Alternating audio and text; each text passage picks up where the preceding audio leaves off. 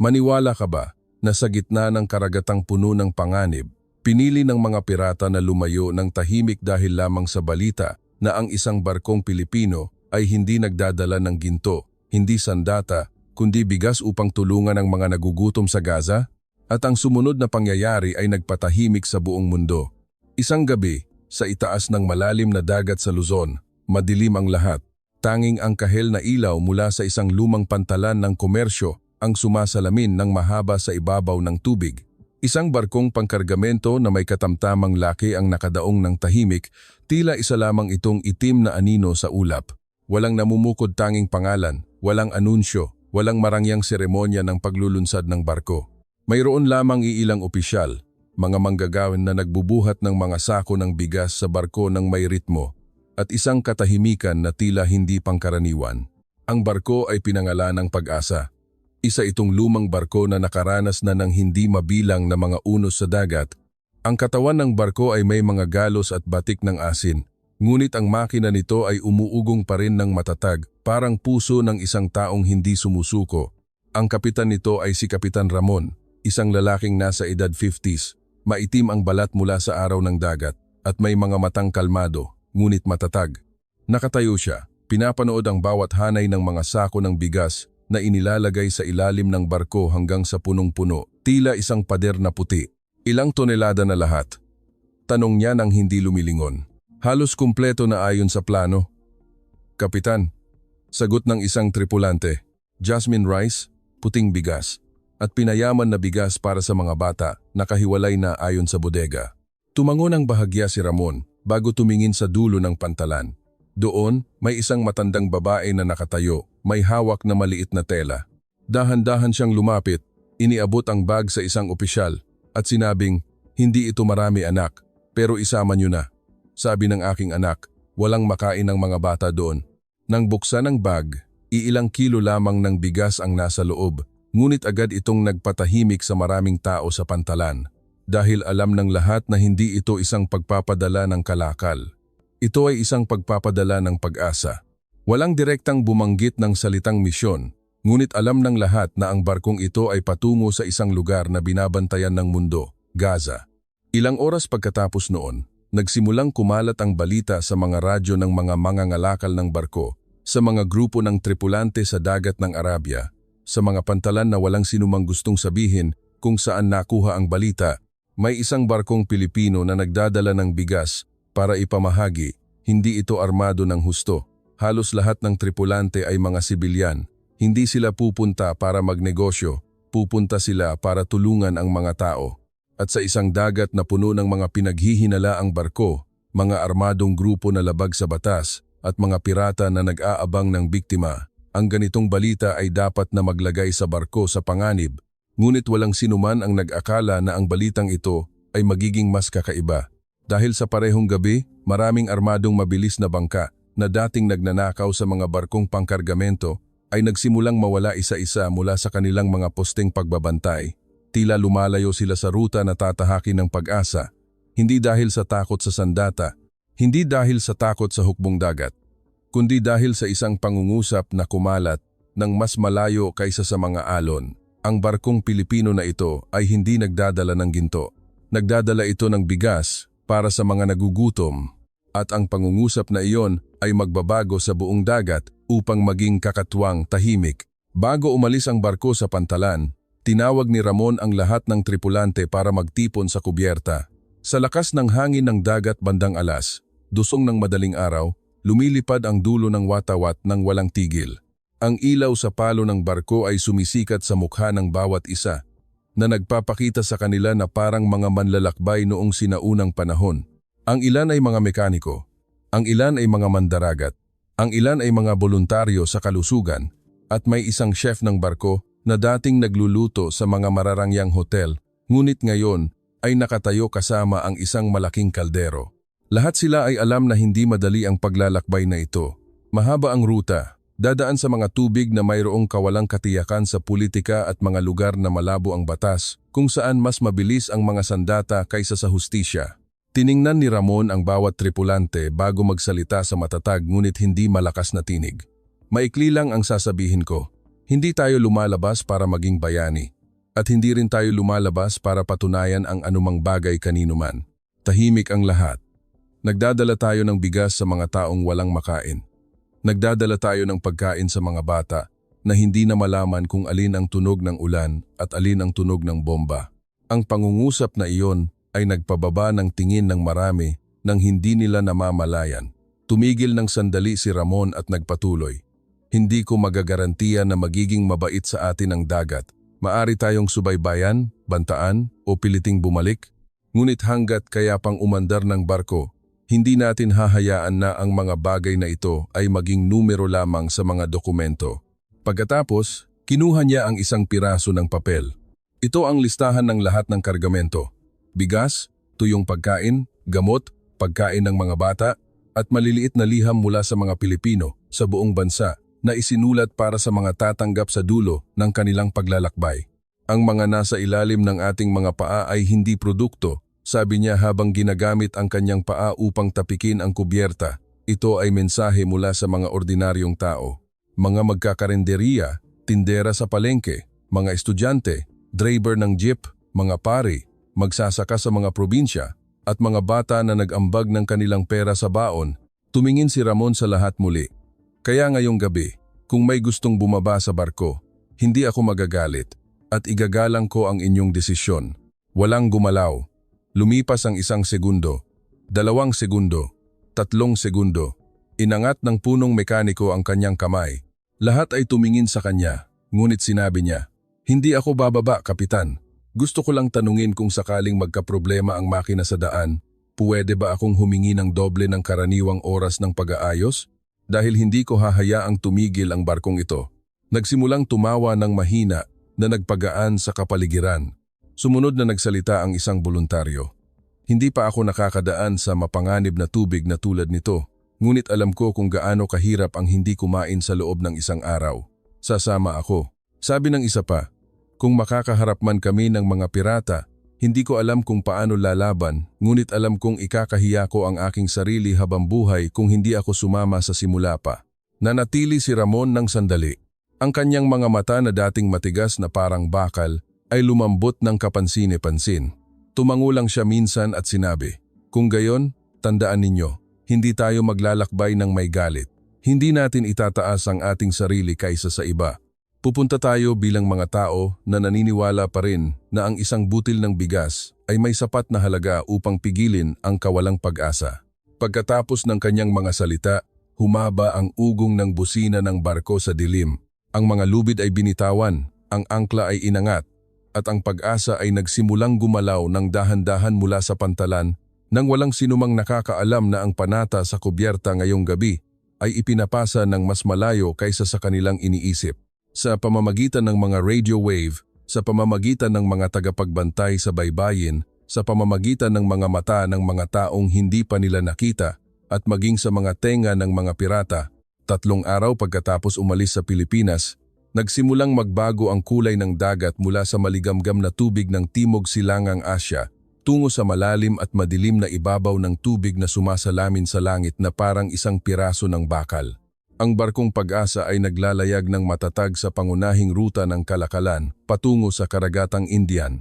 Lahat ay mukhang normal, ngunit alam ng lahat sa barko na ang normalidad sa dagat ay isang ilusyon na maaaring maglaho anumang sandali.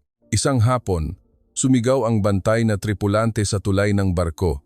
2 mabilis na bangka sa starboard. Tila huminto ang paghinga ng buong tulay.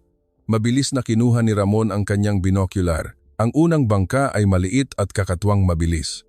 Ang isa pa ay umiikot ng malaki, tila sinusuri ang distansya. Walang malinaw na watawat ang dalawa. Mabilis na lumapit ang operator ng radyo at nag-ulat, walang sagot mula sa kanila. "Kapitan." Binuksan niya ang kanyang tahimik na radyo.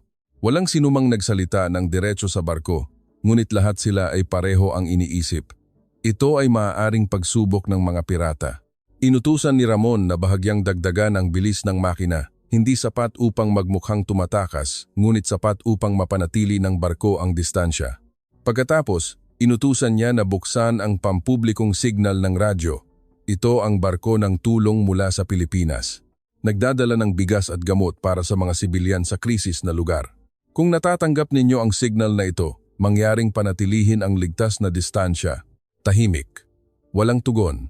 Patuloy pa ring umiikot ang dalawang mabilis na bangka.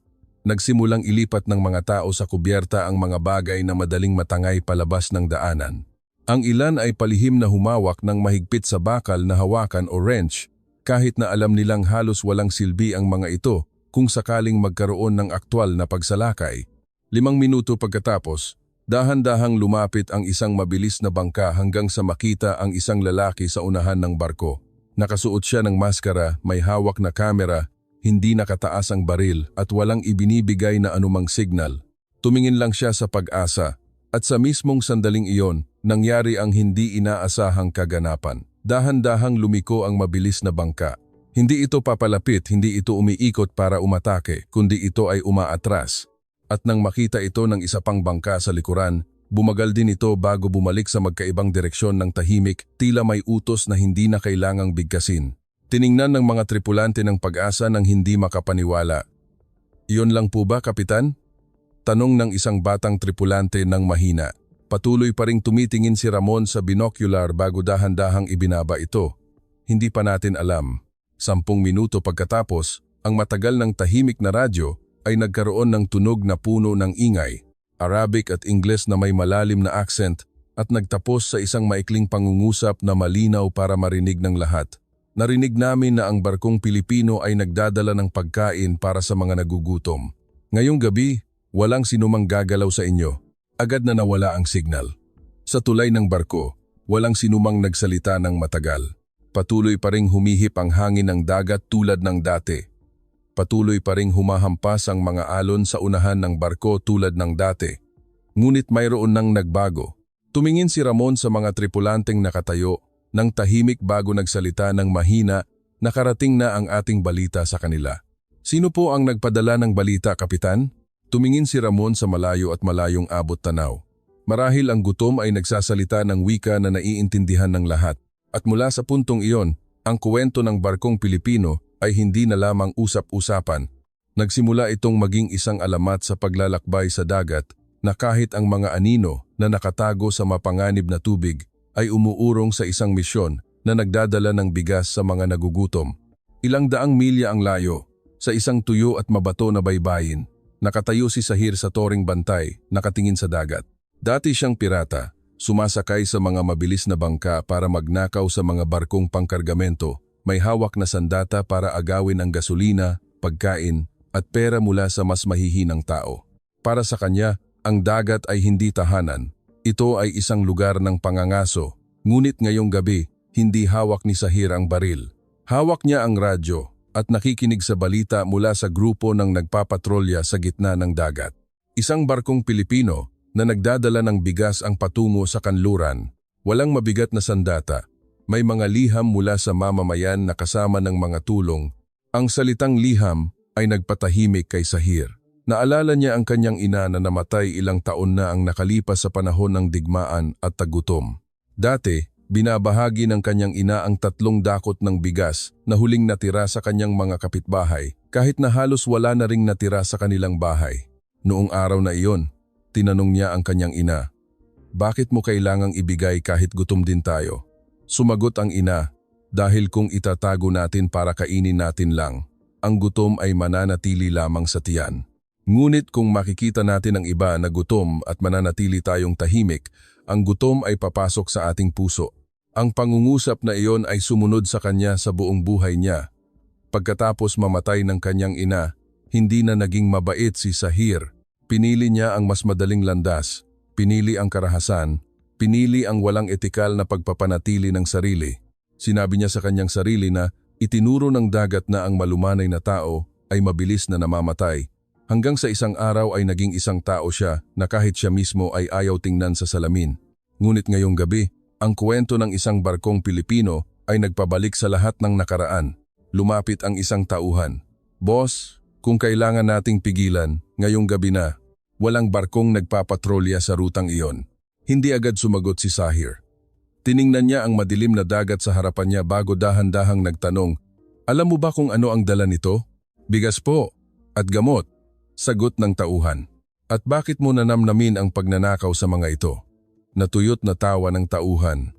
Ang mga bagay ay bagay lang, boss. Maaari nating ibenta o ipagpalit sa gasolina. Mabilis na lumingon si Sahir. Matigas ang kanyang mga mata kaya agad na nanahimik ang kabilang panig. Ang mga bagay na iyon ay hindi kalakal. Pupunta sila sa mga taong mas gutom kaysa sa atin. Isang lalaki ang sumingit. At hahayaan lang natin silang makaraan ng ganoon. Ano ang iisipin ng mga tao? Na mahina tayo. Nanatili si Sahir bago sumagot. Hindi. Iisipin nila na mayroon pa tayong pagiging tao. Walang sinumang nangahas na sumalungat sa kanya. Naglakad siya patungo sa lumang mesa ng kahoy, kinuha ang mapa ng dagat at iginuhit ang kanyang daliri sa ruta na maaaring gamitin ng barkong Pilipino. Pagkatapos, nag-utos siya ng matatag, ipadala ang balita sa lahat ng mga puntos ng bantay. Maaari lamang magbantay, ngunit huwag lalapit. Sinumang lumabag ay ituturing na humamon sa akin. Maraming tauhan ang nagulat dahil ito ang unang pagkakataon na inutusan ng kanilang pinuno na protektahan ang isang target na barko sa halip na pagnakawan. Sa gabing iyon, nanatili si Sahir sa pagbabantay sa mga alon hanggang sa sumikat ang araw. Hindi siya sigurado kung nagbabayad ba siya ng kasalanan o sinusunod lang ang tinig ng kanyang ina na muling narinig niya sa kanyang puso. Ngunit isang bagay ang sigurado niyang alam. Maraming barko sa mundo na nagdadala ng mahahalagang bagay, ngunit iilan lamang ang nagdadala ng dignidad ng tao. At kapag ang barkong iyon ay isang barkong Pilipino na nagdadala ng bigas sa mga nagugutom, kahit ang mga taong namuhay sa pagnanakaw sa dagat, ay alam na dapat silang umatras. Kinabukasan, ang silid ng radyo ng Pag-asa ay maliwanag sa pamamagitan lamang ng isang maliit na berdeng ilaw. Ang operator ng radyo ng barko, si Ben, ay nakikinig sa mga signal na pinaghalong ingay, mga anunsyo sa paglalayag at mga maikling mensahe mula sa ibang mga barkong pangkalakal. Siya ay isang tahimik na tao, mas gusto ang makinig kaysa magsalita at mahusay siyang makahuli ng tono ng boses tulad ng paghuli ng mga radio wave. Bandang 1 ng madaling araw, narinig niya ang isang kakaibang serye ng signal na lumusot tila may sadyang ayaw na masubaybayan. Maikli, malinaw, gumagamit ng magkahalong wika ngunit ang mensahe ay sapat na malinaw upang mapaupo siya ng tuwid. Muling binibigyang diin. Huwag galawin ang barkong Pilipino. Hayaan itong makadaan. Sinumang lumapit ay ituturing na lumabag sa kasunduan sa baybayin. Agad na ni-record ni Ben ang tunog at nagpunta kay Kapitan Ramon. Kapitan, sa tingin ko, mayroon tayong nagpapadala ng balita na nagpoprotekta sa atin. Pinakinggan ni Ramon ang recording ng 2 beses. Hindi siya madaling magulat. Ngunit ang kanyang mga mata ay nagpakita ng pagkamangha. Hindi ito isang ordinaryong babala. Opo, tumango si Ben. Parang utos mula sa isang taong may impluwensiya sa lugar na ito. Mabilis na kumalat ang balita sa buong barko. Ilang tripulante ang nakahinga ng maluwag. Ang ilan naman ay mas nag-alala dahil ang pagtanggap ng proteksyon mula sa isang madilim na network ay hindi isang bagay na nagbibigay ng kapayapaan sa sinuman. Isang voluntaryong babae ang nagtanong, "Baka bitag po ito?" Sumagot si Ramon ng totoo. "Posible. Ngunit anuman ito, kailangan nating maging matino. Kung gusto nila tayong pigilan, sana ay napigilan na tayo kagabi." Sa gabing iyon, walang sinumang nakatulog ng mahimbing. Kahit nakalmado ang dagat sa nakaraang ilang araw. Ngunit ang puso ng bawat isa ay parang lubid ng barko na hinila ng buong lakas. Hanggang sa paglubog ng araw may isang lumang bangkang pangisda ang lumitaw sa starboard. Naglalayag ito sa malayo, hindi masyadong lumalapit at walang mapanganib na kilos. Ngunit ang kakaiba ay naglalayag ito nang sabay sa kanila sa loob ng ilang oras. Pagkatapos ng maghapon, dumating ang pangalawang bangka upang palitan ito at ang unang bangka ay nawala. Nagsasalitaan sila, mahinang sabi ni Ben. "Bantay sa atin?" Tanong ng isa. "O bantay sa sinumang posibleng lalapit sa atin?" Sagot niya. Kinagabihan, muling umugong ang radyo. Ngayon ay mas malinaw. Sa maikling ngunit magalang na Ingles, barkong Pilipino, magpatuloy. Ang daanan sa unahan ay ligtas ngayong gabi. Huwag lumiko mula sa inyong kasalukuyang kurso. Tiningnan ni Ben si Kapitan Ramon na siya namang pumindot upang sumagot sa unang pagkakataon. "Sino kayo?" Tahimik ng sandali bago sumagot ang parehong boses. Isa lamang taong nakakaalala kung gaano kasakit ang gutom. Nawala ang signal, walang pangalan, walang negosasyon. Walang pasasalamat na kailangan. Mayroon lamang iilang pangungusap na muling nagpatahimik sa buong barko. Sa gabing iyon, ang chef ng barko ay nagluto ng malaking kaldero ng lugaw at ipinamahagi sa lahat. Sabi niya, kapag hindi kalmado ang puso ng mga tao, dapat silang kumain ng isang bagay na mainit. Nakatayo ang mga tripulante, may hawak na mangkok ng lugaw, sa gitna ng hangin ng dagat. Ang ilan ay tumitingin sa malayo sa dilim na tila walang laman. Ngunit ngayon ay alam na ng lahat na ang dilim na iyon ay hindi walang laman, may mga matang nagbabantay. Mayroong isang network na nagbubukas ng daan. At ang pinakakakaiba ay, ang mga taong iyon ay maaaring dating panganib sa dagat. Ngunit ngayong gabi, pinili nilang protektahan ang barko na nagdadala ng bigas mula sa Pilipinas. Dahil lamang sa isang simpleng katotohanan na hindi kayang tutulan, ang mga nagugutom ay hindi dapat nakawan ng kanilang susunod na pagkain. Kahit na nagsisimula ng maging mabait ang mga tao, ang dagat ay hindi kailanman nagbibigay ng pangako. 2 araw pagkatapos, nagsimulang bumuo ang makakapal na ulap sa kanluran. Mabilis na nagbago ang direksyon ng hangin, kaya kinailangan ng navigator na tingnan ang kanyang mga instrumento ng 2 beses upang kumpirmahing hindi siya nagkamali sa pagbabasa. Masyadong mabilis ang pagdating ng bagyo, sabi niya. Agad na nagbigay ng utos si Ramon. Itali ng mahigpit ang lahat ng kargamento sa bawat palapag, suriin ang mga pinto ng bodega at ibaba ang mga bagay sa kubyerta na maaring tangayin sa dagat. Wala pang 1 oras, ang Pag-asa ay tila nagbago mula sa isang barko ng pag-asa tungo sa isang lumang boksingero na naghahanda para sa mabigat na laban. Nang pumasok ang bagyo ng buo, nilamon ng langit ang dagat kaya hindi na makita kung saan ang abot tanaw. Inangat ng mga alon ang unahan ng barko, nang mataas na tila ihahagis ito sa kalangitan bago ibagsak ng marahas. Ang mga sako ng bigas sa ilalim ng barko ay nakatali ng mahigpit ngunit nanginginig pa rin ang buong barko. Ang ilang voluntaryo ay halos susuka na at pagod na pagod. Maraming tripulante ang kinailangang magtrabaho kahit na halos hindi sila makatayo. Ang tunog ng bakal na nagbabanggaan, ang ugong ng makina, at ang sipol ng hangin ay nagkahalo upang maging isang kaguluhan kung saan walang lugar para magtago ang takot. Sa kasagsagan ng pinakamataas na alon, tumunog ang alarm sa engine room. Masyadong mataas ang temperatura ng pangunahing makina. Mabilis na tumakbo ang punong mekaniko at ang kanyang mga tauhan sa basang pasilyo pababa sa ilalim ng barko. Ang init sa engine room ay malayo sa malamig na hangin sa kubyerta, tila nasa magkaibang mundo. Napakalakas ng tunog ng makina kaya halos hindi sila makapag-usap. Nalaman nilang may bahagi ng tubo ng palamig na nagsisimulang tumagas dahil sa patuloy na pagyanig mula sa mga alon. Kung pipigilin natin ang makina ngayon, mawawalan tayo ng balanse, sigaw ng isang katulong. Nginat-ngat ng mekaniko ang kanyang mga ngipin. Kung gayon, aayusin natin kahit na mainit ito. Ginamit nila ang makakapal na tela, bakal na pang-ipit, at lakas ng tao upang pansamantalang hawakan ang tubo. Tumalsik ang mainit na singaw sa kanilang mga braso na nagdulot ng mga paso, ngunit walang sinumang umurong. Dahil alam ng lahat na sa ilalim ng kanilang mga paa ay napakaraming bigas na walang halaga kung titigil ang barko sa gitna ng bagyo. Sa tulay ng barko, mahigpit na hawak ni Ramon ang manibela. Ang kanyang mga mata ay hindi lumayo sa mga alon sa harapan.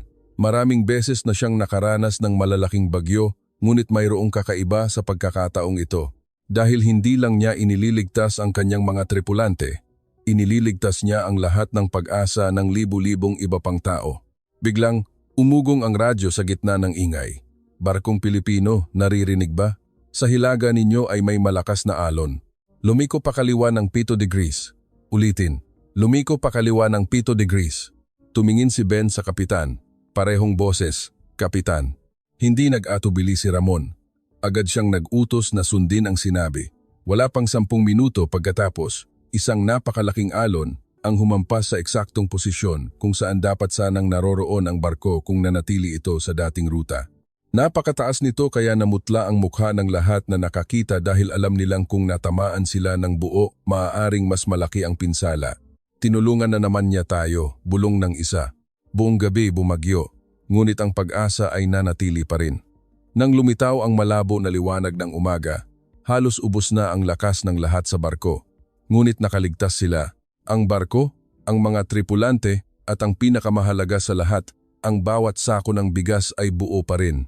Bumaba si Ramon upang personal na suriin ang silid ng bodega. Inabot niya ang kanyang kamay at mahinang hinawakan ang isang sako ng bigas, tila kinukumpirma sa kanyang sarili na naroroon pa rin ang bagay na ito. Sa itaas, dahan-dahang lumusot ang araw sa ulap pagkatapos ng bagyo, sumisikat sa dagat na milat kumakalma.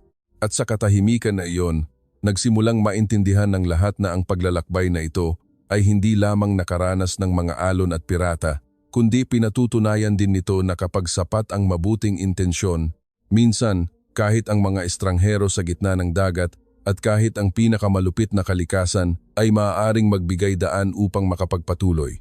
Pagkatapos ng bagyo, tahimik at pagod ang kapaligiran sa barko. Marami ang may pasa, ang ilan ay may benda sa braso o balikat, ngunit walang sinumang nagrereklamo. Sapat na ang makita na lumulutang pa rin ang barko upang maging nagpapasalamat ang lahat. Kinagabihan, nagpasya si Ramon na bigyan ng pahinga ang mga tripulante ng paunti-unti at upang mapanatili ang kanilang moral, hiniling niya sa mga voluntaryo na buksan at basahin ang mga kahon ng liham na ipinagkatiwala ng mga Pilipino sa kubyerta. Ang kahon ay isang ordinaryong karton, ngunit puno ito ng iba't ibang kulay na sobre. Ang ilan ay isinulat ng mga kamay ng bata, ang ilan ay gumamit ng papel mula sa kuwaderno, ang ilan ay Filipino na may halong Ingles, ang ilan naman ay may simpleng maikling pangungusap at maliit na hugis puso. Kinuha ng isang voluntaryong babae ang unang liham at binasa. Sa mga naghihintay ng bigas, ako po ay 12 taong gulang. Hindi ko po alam kung gaano karami ang matutulungan ko, ngunit gusto ko po na lahat ay mabusog at ang mga bata doon ay makabalik sa pag-aaral tulad ng dati. Tahimik na nakinig ang lahat. Mahinang umindayog ang hangin sa dulo ng papel. Ang isa pang liham ay mula sa isang magsasaka mula sa probinsya ng Iloilo.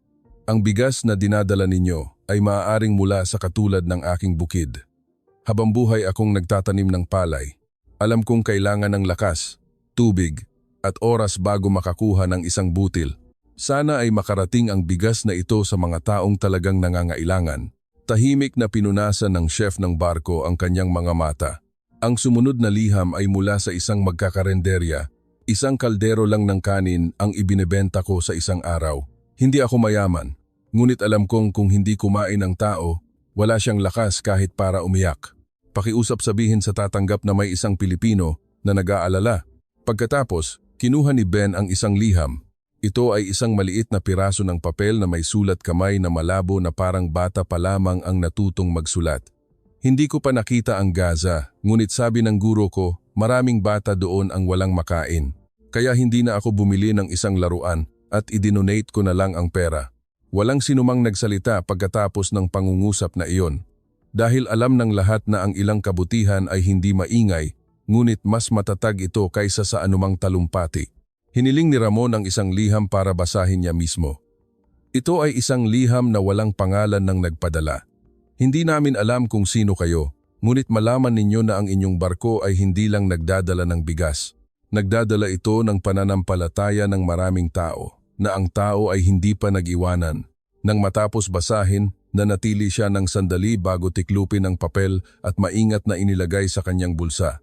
Kinagabihan, maraming tripulante ang nagsimulang magsalin ng ilang bahagi ng mga liham sa Ingles at Arabic upang ihanda para ipasa kasama ng mga tulong.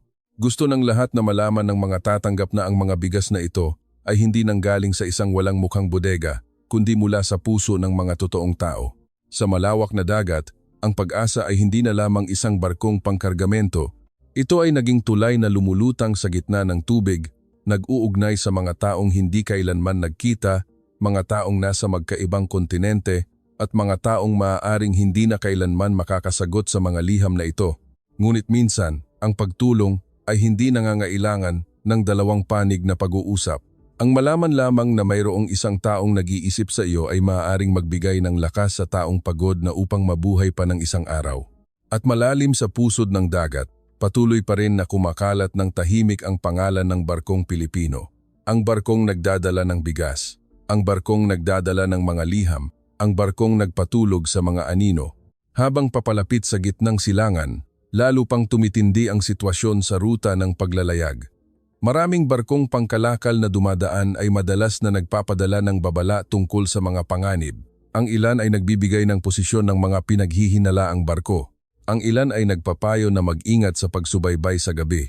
Ngunit ang kakaiba ay, sa bawat ulat ng abnormal na aktibidad, ang mga posisyon na iyon ay mahiwagang lumalayo sa pag-asa. Hanggang sa isang gabi, malinaw na nahuli ni Ben ang isang pag-uusap sa pagitan ng isang grupo ng mga mabilis na bangka. Ulitin, ang lokasyong ito ay hindi papasok sa lugar na ito. Hayaan ang barkong Pilipino na makadaan. Nasa ilalim ito ng proteksyon. Ang salitang proteksyon ay nagpatingin sa lahat. Inutusan ni Ramon si Ben na subukang makipag-ugnayan ng maingat at sa pagkakataong ito, mayroong talagang sumagot. Ang boses sa kabilang linya ay may bahid ng pagod, tila isang taong nakaranas na ng hangin ng dagat at usok ng baril sa mahabang panahon. Kapitan Pilipino, pakinggan mong mabuti. Mula ngayong gabi hanggang sa susunod na sona, walang sinumang mula sa aming panig ang lalapit sa iyo ng lampas sa distansya ng babala. Kung makakita ka ng mabilis na bangka sa malayo, huwag kang mag-alala, hindi sila darating para manggulo. Bakit ninyo kami tinutulungan? Direktang tanong ni Ramon. Tahimik ng sandali ang kabilang linya bago sumagot. Dahil naaalala namin noong bata pa kami kung gaano kahalaga ang isang mangkok ng kanin. Sino kayo? Hindi mahalaga. Hindi binitawan ni Ramon kahit pangalan lang. Ngayon ay mahina itong tumawa.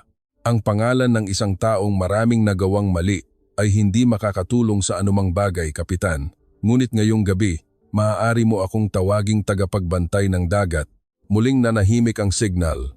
Pagkatapos, hindi nagtagal, lumitaw sa radar ang tatlong maliliit na tuldok. Mabilis ang kanilang paggalaw ngunit hindi sila dumidiretso. Naglalayag sila sa isang paraan na tila bumubuo ng isang linya sa halip na bumubuo ng isang bilog para umatake, tila ipinapakita sa iba na ang lugar na ito ay may nagmamay-ari at nag-aalaga. Hindi ko inakala na darating ang araw na tutulungan ng mga pirata ang isang barko ng tulong, bulong ng isang batang tripulante. Mahinang sagot ni Ramon. Walang ganap na puti o itim na tao sa dagat. Mayroon lamang mga taong, sa isang araw, pipiliing gumawa. Sa gabing iyon, paminsan-minsan ay lumilitaw ang anino ng mga mabilis na bangka sa abot tanaw. Minsan ay sumasalamin lamang sa liwanag ng buwan ng mabilis at pagkatapos ay nawawala. Ngunit walang bangka ang lumapit. Walang bangka ang nagtaas ng sandata para manakot. Tila ang dagat na dating lugar ng pangangaso ay naging isang pansamantalang banal na daanan. Ang ilang tripulante ay nagsimulang tawagin itong lugar ng katahimikan dahil sa lugar na karaniwang puno ng pangangaso ay walang naririnig na anumang banta. Samantala, nagsimula nang umabot ang balita mula sa barkong Pilipino sa malalayong pantalan. Ilang tagapagbalita sa dagat ang nagkwento tungkol sa isang ruta ng humanitarian na kahit ang mga pirata ay hindi gumagalaw. At kahit na wala pang nakakaalam ng lahat ng detalye, ang kuwentong ito ay nagsimulang kumalat sa labas ng mundo. Ang mundo na madalas na naniniwala na ang takot ay nananalo sa lahat, ay malapit nang makakita ng ebidensya sa kabilang panig na minsan, ang awa ay hindi lamang lumalaban sa karahasan, kundi maaaring magpaatras sa karahasan. Ilang araw pagkatapos, ang Pag-asa ay dumating sa lugar ng dagat na mas malapit sa punto ng pamamahagi ng tulong. Ang kapaligiran ay nagbago mula sa pagharap sa mga madilim na anino sa dagat tungo sa tensiyon ng sistema ng pagsubaybay at internasyonal na politika. Lahat ay bumagal, ninalagay, at nangangailangan ng koordinasyon ng maraming partido. Ang barko ay hindi direktang makakapunta sa baybayin. Alam na ni Ramon mula pa sa simula na ang tunay na misyon ay maaaring hindi matapos sa pagdating ng barko, kundi matatapos kapag ang bawat sako ng bigas ay naipasa na sa kamay ng mga taong naghihintay. Sa abot tanaw, nagsisimula nang makita ang mga barko ng internasyonal na ahensya, mga barko ng tagapagmasid, at mga barko ng serbisyo ng transportasyon na may espesyal na pahintulot. Ang radyo ay mas abala kaysa dati sa pag-verify ng data, pagpapatunay ng mga dokumento, at pagtukoy ng mga ligtas na daanan. Nagsimulang ayusin ng mga voluntaryo sa barko ang lahat ng dokumento ng kargamento, inihihiwalay ang iba't ibang uri ng bigas, inaayos ang inventaryo ng mga gamot, at masusing sinusuri ang bilang ng pagkain ng mga bata. Walang sinumang pumayag na ang pagod o ang emosyonal na epekto ng nakaraang paglalakbay ay magdulot ng anumang pagkakamali sa huling yugto. Nakatayo si Ramon, pinapanood ang lahat ng mga pakete sa pamamagitan ng pinto ng bodega. Alam niya na mula ngayon, bawat minuto ay mahalaga. Dahil kung magkaproblema ang pamamahagi, maaaring maantala ang tulong ng ilang araw pa at sa lugar na naghihintay ang mga tao ng bigas, ang isang araw na pagkaantala ay maaaring lampas sa pag-unawa ng mga tagalabas. Kinagabihan, may isang maikling mensahe mula sa lupa ang dumating sa pamamagitan ng network ng koordinasyon. Maraming bata ang naghihintay ng unang pagkain. Naway malaman ng barko na ang inyong bigas ay mahalaga at apurahan. Natanggap na ng mga tatanggap ang balita tungkol sa mga liham. Binasa ng voluntaryong babae at tumingala, lumuluha nang hindi niya namamalayan. Alam na nila na nagdala tayo ng mga liham. Mahinang tumawa si Ben nang may pagkalma. Kahit papaano, malalaman nila na mayroong mga taong nag-iisip sa kanila.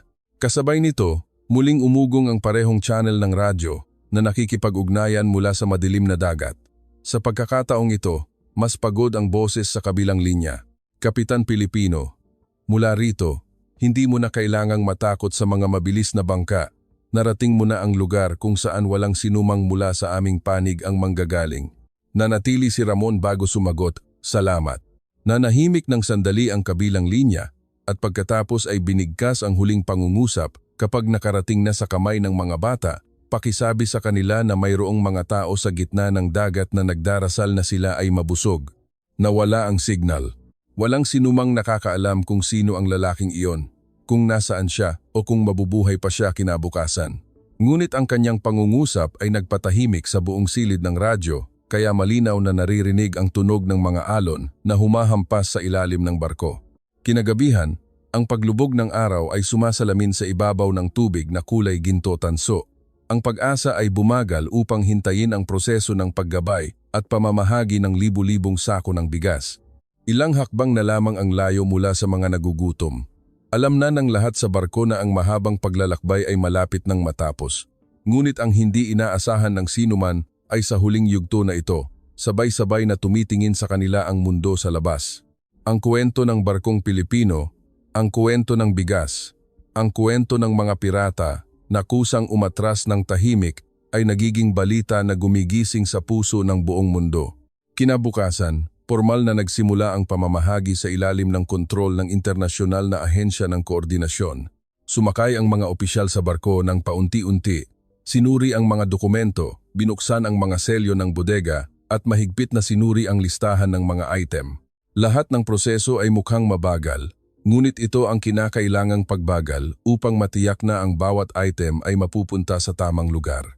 Patuloy na inilalabas ang mga sako ng bigas mula sa ilalim ng barko. Bawat pallet, bawat net, at pagkatapos ay inililipat sa mas maliliit na barko ng transportasyon na maghahatid sa mga puntos ng pamamahagi sa lupa. Maraming tripulante ng barkong Pilipino ang nakatingin sa tanawin na iyon. Nang may halo-halong damdamin, ang ilan ay tahimik na nagdasal, ang ilan ay humawak lamang sa bakal na hawakan at huminga ng malalim. Dahil bago pa man dumating sa sandaling ito, nakaranas na sila ng bagyo, takot, at mga hindi kapani-paniwalang pangyayari sa gitna ng dagat. Sa panahon ng pamamahagi, isang opisyal mula sa grupo sa lupa ang nagpadala ng larawan pabalik sa sistema ng koordinasyon. Ito ay larawan ng maliliit na kamay ng isang bata na mahigpit na hawak ang isang sako ng bigas. Hindi masyadong malinaw ang larawan, ngunit sapat na upang mapaiyak ang marami sa barko nang hindi sila nahihiya. Ang isa pang larawan ay isang malaking kaldero na nakalagay sa apoy. Maraming babae ang nagtutulungan sa pagluluto ng kanin. Pagod ang kanilang mga mukha, ngunit mayroong isang uri ng liwanag sa kanilang mga mata na bumalik na. Ang liwanag ng pag-asa na hindi nasayang. Tinatakpan ng voluntaryong babae ang kanyang bibig, patuloy ang pag-agos ng luha. Nakarating na talaga ang bigas. Nakatayo si Ramon nang tahimik sa likuran. Hindi siya malawak na ngumiti, hindi nagpakita ng kagalakan na parang isang nagwagi. Ngunit ang kanyang mga mata ay lumambot ng kapansine-pansin, tila isang taong matagal nang nagbuhat ng mabigat na bato at ngayon lang nagkaroon ng pagkakataong ibaba ito. Ang ilang liham mula sa Pilipinas ay naipasa kasama ng pagkain. Ang ilan ay isinalin para basahin sa puntos ng pamamahagi. Ang ilang bata, kahit hindi naiintindihan ang lahat ng wika, ay ngumiti nang makita ang hugis puso, hugis langit at ang pagbati na ipinadala mula sa malayo. Kinagabihan, nagsimulang lumabas ang balita tungkol sa barko sa maraming media. Iba-iba ang mga headline ngunit pareho ang mensahe. Barkong Pilipino, naghatid ng bigas para sa mga biktima ng krisis. Misyon ng humanitarianidad na dumaan sa mapanganib na ruta. Ang ulat ay hindi nagkumpirma, ngunit ipinahayag na ang mga pirata ay lumayo para sa barko ng tulong. Nagulat ang mundo hindi dahil sa armado ang barkong Pilipino o nagpakita ng lakas militar, kundi nagulat dahil sa kapangyarihan na nagpaatras sa mga anino ay hindi baril. Ito ay isang intensyon na napakadalisay kaya kahit ang mga labag sa batas ay nag-atubili na humarang sa daan. Nang ilabas ang huling sako ng unang batch mula sa barko, nagpalakpakan ang mga tao sa kubyerta ng hindi napagkasunduan. Hindi ito malakas at maingay na tunog, ngunit puno ito ng pagyanig sa puso. Mahinang sabi ng chef ng barko. Simula nang magluto ako, hindi ko pa naramdaman na ang bigas ay may ganitong bigat noon. Sumagot si Ramon, dahil ngayon, kasing bigat na ito ng buhay ng tao. At sa araw na iyon, ang pag-asa ay hindi na lamang isang barkong pangkargamento. Ito ay naging patotoo na mayroon pa ring maliit na lugar sa mundo kung saan ang awa ay nananalo laban sa takot at mayroong ilang bahagi kung saan kahit ang mga pirata ay piniling manahimik. Sa gabing iyon, pagkatapos ng unang batch ng pamamahagi, kalmado ang kalangitan sa itaas ng dagat, iba sa nakaraang ilang araw. Mahina ang hangin, kaya halos hindi marinig ang tunog ng watawat na kumakaway. Naglakad si Ramon nang nag-iisa sa unahan ng barko. Tiningnan ang malalayong ilaw mula sa baybayin at inisip ang lahat ng nangyari simula nang umalis sila sa Pilipinas. Naglakad si Ben, may dalang maliit na radio, papalapit. Kapitan, may signal na naman po. Parehong channel. Agad na inilagay ni Ramon ang radio sa kanyang tenga. Tahimik ng sandali ang boses sa kabilang linya bago nagsalita ng mahina at malinaw, Kapitan Pilipino, nagtagumpay kayo. Tumingin si Ramon sa dilim. Naghahatid lang kami ng bigas. Iyan ang hindi magawa ng maraming tao. Bumuntong hininga ng malalim si Ramon. Nakita ninyo ang lahat? Nagbabantay kayo sa malayo. Kayo ang pinuno ng grupong iyon, hindi ba? Mahinang tumawa ang kabilang linya. Dati, ang sagot na iyon ay halos nagpaliwanag sa lahat kay Ramon. Bakit ninyo kami tinulungan? Hindi agad sumagot ang kabilang panig. Tahimik ng matagal ang hangin bago bumalik ang boses ng mas matatag kaysa kailanman. Noong bata pa ako, nakita ko ang aking kapatid na umiiyak dahil sa gutom. Nagpakulo ang aking ina ng bigas na may maraming tubig upang magmukhang marami ito. Noong araw na iyon, may barko ng tulong na dumaan at nag-iwan ng pagkain malapit sa baybayin. Kung hindi iyon dumating, baka hindi nakaligtas ang aking kapatid. Tahimik na nakinig si Ramon. Ilang taon ang lumipas, naging masamang tao ako. Magnanakaw ako ng barko, nanakot ng tao, kumuha ng mga bagay na hindi sa akin. Ngunit sa kaibuturan, naaalala ko pa rin ang mangkok ng kanin na iyon. Tila nanginginig ng kaunti ang boses sa kabilang linya bago nagpatuloy nang marinig ko na may isang barkong Pilipino na nagdadala ng bigas sa mga batang gutom. Alam kong kung hahayaan kong galawin ng sinuman ang barkong ito, wala nang matitira sa akin na matatawag na tao. Pumikit ng sandali si Ramon. Hindi niya alam ang mukha ng lalaking ito. Hindi niya alam kung gaano karami ang nagawang mali ng kabilang panig. Ngunit sa sandaling ito, naririnig niya lamang ang isang tao na mayroon pa ring bahagyang liwanag sa kanyang puso. Marami kayong iniligtas na buhay kaysa sa iniisip ninyo, dahan-dahang sabi ni Ramon. Tahimik ang kabilang linya bago sumagot. Hindi, Kapitan. Gumawa lang ako ng daan para makapagpatuloy ang bigas. Ang sagot na iyon ay nagpangiti ng bahagya kay Ramon sa unang pagkakataon sa ilang araw. Kahit papaano, salamat at pinili ninyo pa ring gawin iyon. Bumuntong hininga ng mahaba ang boses sa kabilang linya. Kung may pagkakataon, sabihin sa mga tao na ang kwento ng barkong ito ay nakarating na sa maraming baybayin. Ang mga taong dating nag-iisip na magnakaw ay ngayon ay nagbabantay sa daanan nito. Hindi maaaring maging mas mabuti ang mundo sa isang gabi, ngunit ngayong gabi ito ay bahagyang bumuti. Bago nawala ang signal, sinabi ng lalaking iyon ang huling pangungusap at salamat sa Pilipinas na naniniwala pa rin na ang isang butil ng bigas ay may sapat na halaga upang maipadala sa buong dagat. Tuluyan nang nanahimik ang radio wave. Ibinigay ni Ramon ang radio kay Ben at tumingin sa madilim na kalangitan. Hindi gaanong marami ang mga bituin, ngunit sapat upang malaman na hindi saklaw ng dilim ang lahat. Naalala niya ang lalaking walang pangalan, ang taong dating pirata, ang taong maaaring hindi matandaan ng sinuman bilang tagapagligtas, ang taong piniling umatras mula sa kasamaan kahit isang gabi lang. At minsan, ang isang gabi na tulad niyon ay sapat na upang baguhin ang kuwento ng buong dagat magpakailanman. Pagkatapos ng misyon ng pamamahagi, kumalat ang balita tungkol sa pag-asa sa buong mundo. Dinampot ito ng mga internasyonal na balita, pinag-usapan ng mga analyst ng seguridad bilang isang hindi inaasahang pangyayari, itinuro ng mga humanitarian bilang isang pagmuni-muni ng kapangyarihan ng mabuting intensyon, at ibinahagi ng mga ordinaryong tao sa simpleng mga salita.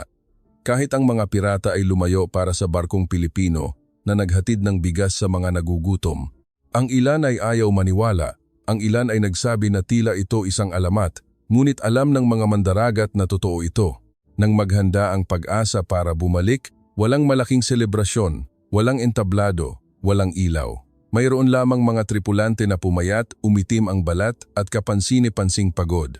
Ngunit sa mga mata ng bawat isa, mayroong isang bagay na iba sa araw ng kanilang pag-alis. Ito ang katahimikan ng mga taong nakakita ng tunay na kahulugan ng kanilang trabaho.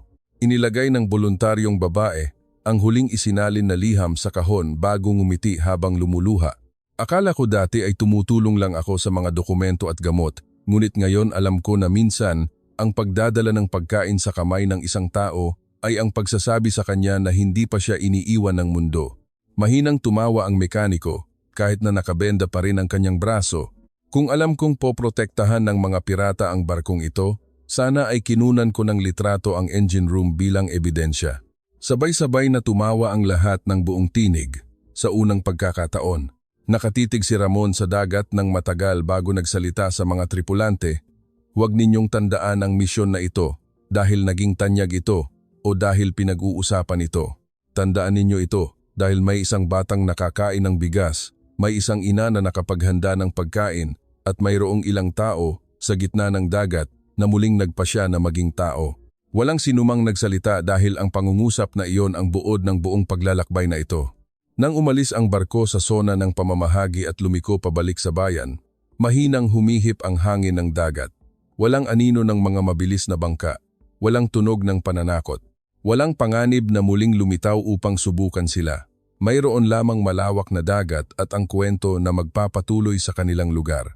Ang kwento ng isang barkong Pilipino na hindi nagdadala ng ginto, hindi sandata, kundi bigas, mga liham, at ang dignidad ng pagiging tao.